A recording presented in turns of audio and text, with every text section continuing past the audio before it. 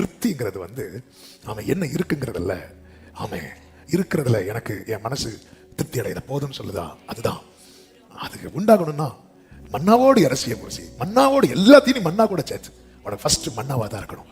விடிய காலையில அதிகாலையில முதலாவது ஒரு தேவ பிள்ளை தேடுறதே, அப்பா இன்னைக்கு என்கிட்ட என்னாண்டு பேச போறீங்க, இந்த மன்னா அதாவது மெடிடேட் பண்ணுங்க, கொஞ்சம் டைம் பைபிளுக்கு ஒதுக்குங்க.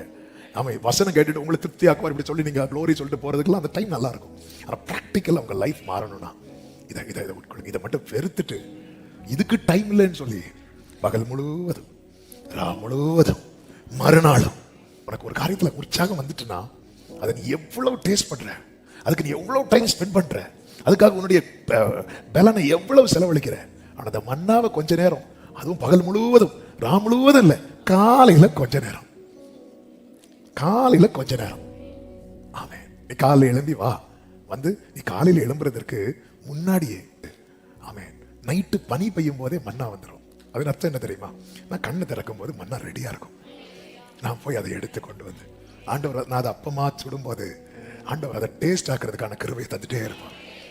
சில நேரத்தில் பைபிள் படிக்கும் போது வசனம் புரியாமல் இருக்கும்போது அப்படி ஸ்கிப் பண்ண போகும்போது அவையான சொல்லுவா, அப்படி பேசுவார், ஏன்டா ஸ்கிப் பண்ற, அதில் நல்ல பாரு அப்படின்னு அப்படி பார்த்துட்டே இருக்கும்போது வெரி சிம்பிளா அப்படி ஓப்பன் ஆகும் பாருங்க வேர்டு. அந்த டைம் அப்படி கண்ணலாம் அவன் இந்த வேதத்தை அப்படி இதெல்லாம் பண்ணுங்க, கையை திறந்து திருப்தியாக்குவான்.